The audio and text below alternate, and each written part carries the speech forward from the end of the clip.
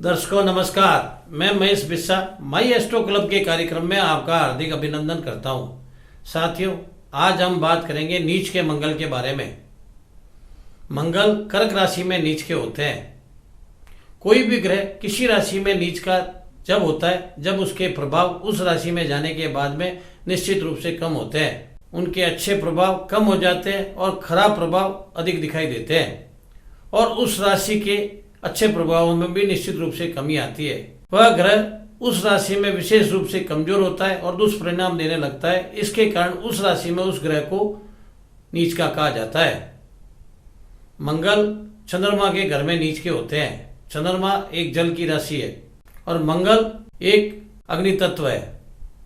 मंगल को पृथ्वी पुत्र भी कहा गया है। मंगल को ग्रहों का सेनापति भी कहा गया है। ये हमारे जीवन में शनि, राहु और केतु के दुष्परिणामों को कम करता है।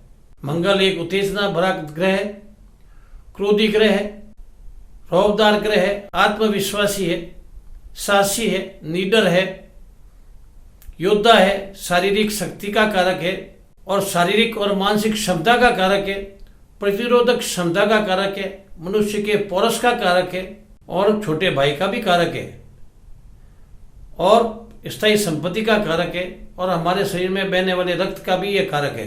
जब अग्नि ग्रह होकर जल में प्रवेश करता है, यानी कि चंद्रमा की राशि कर्क राशि में प्रवेश करता है, तो इसके गुणों में कहीं न कहीं कमी आती है, जिसके कारण जातक का शारीरिक और मानसिक क्षमता कुछ घट जाती है और जातक आंतरिक रूप से भयभीत रहने लग जाता है और डरपोक सा बन जाता है।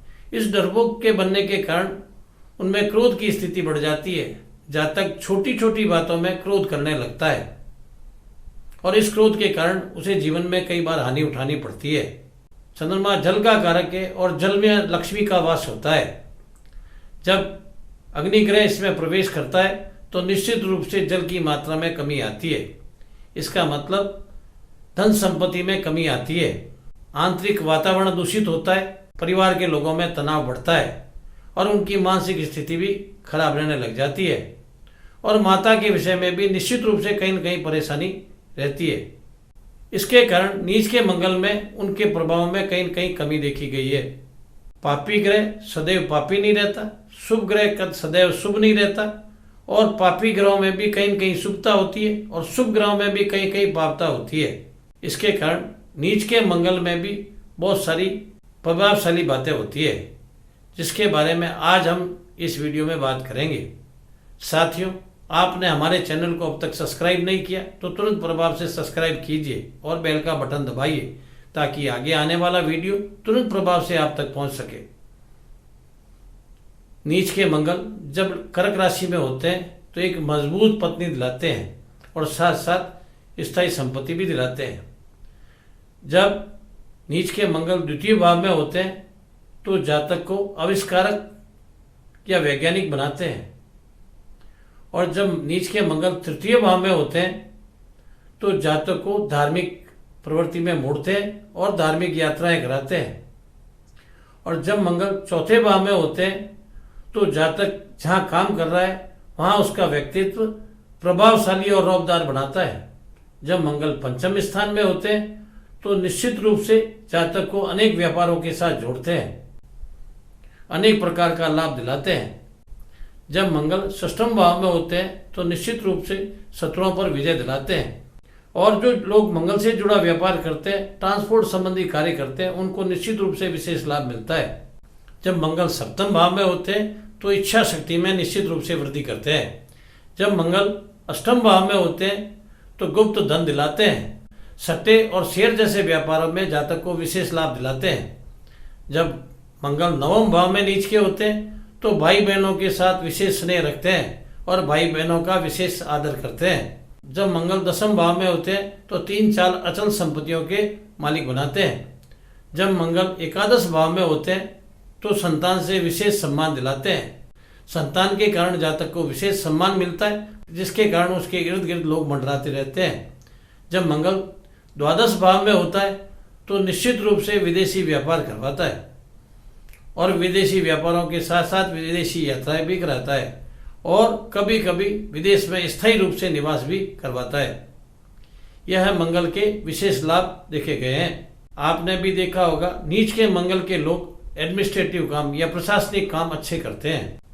कलेक्टर, एसपी, डॉक्टर, सर्जन और अच्छी संस्थाओं के प्रधान होते हैं। यानी कि जब मंगल नीच के होते हैं तब अच्छा प्रशासनिक काम करते हुए भी उनको देखा गया है। जो जातक महिला है उनको इस नीच के मंगल के बारे में विशेष ध्यान रखने की आवश्यकता है। जब मंगल नीच का होता है तो में रक्त संबंधी परेशानियां रहती है और संतान उत्पत्ति जैसी भी कहीं न कहीं परेशानियां रहती है। और यदि संतान जन्म लेती है तो जन्म के बाद भी जातिका को निश्चित रूप से कहीं न कहीं परेशानियों का सामना करना पड़ता है। जब जातिका का मंगल नीच का होता है तो एक उसमें विशेष प्रकार के अट्रैक्शन की क्षमता होती है, पुरुष उसकी ओर जल्दी आकर्षित होते हैं। ऐसी महिलाएं अपने रिश्तों को सोच समझकर बनाए, किस व्यक्ति से कितनी दूरी रखनी है, किस व्यक्ति से क्या व्यवहार करना है, किस व्यक्ति से कितना रिलेशन रखना है, इसके बारे में पूर्ण रूप से विचार करने के बाद उस रिश्ते को बनाए, अन्यथा उसे मान सम्मान की कहीं न कहीं हानि का सामना करना पड़ेगा। नीच का मंगल होने के कारण जातक को वाहन, 2 पहिया वाहन या 4 पहिया वाहन को सोच समझकर चलाना होगा या विशेष सावधानी के साथ चलाना होगा। विस्फोटक गैसों के वाहनों को भी ध्यान समझ के चलाना होगा, क्योंकि मंगल विस्फोटक गैसों का कारक है।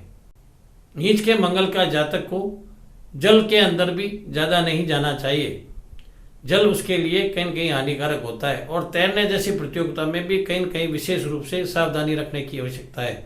जातक को रक्त संबंधी बीमारियों में भी विशेष सावधानी रखने की आवश्यकता है। जातक अपनी इन परेशानियों को कहीं कम करना चाहता है तो हनुमान की उपासना करे, वह हनुमान मंदिर में हनुमान चालीसा और हनुमान अष्टक का पाठ करे तो ये परेशानियां कहीं न कहीं धीरे धीरे कम होती नजर आएगी और जातक अपना जीवन पूरा शांति के साथ निकाल लेगा।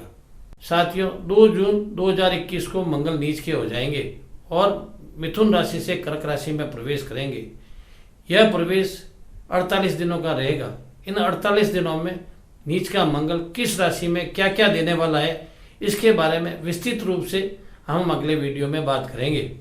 इस वीडियो संबंधी अगर आप कोई और जानकारी चाहते हैं तो हमें कमेंट्स बॉक्स में कमेंट्स कर सकते हैं या स्क्रीन पर चल रहे व्हाट्सएप नंबर पर कॉल करके हमसे बात करके अपनी समस्या का समाधान करवा सकते हैं।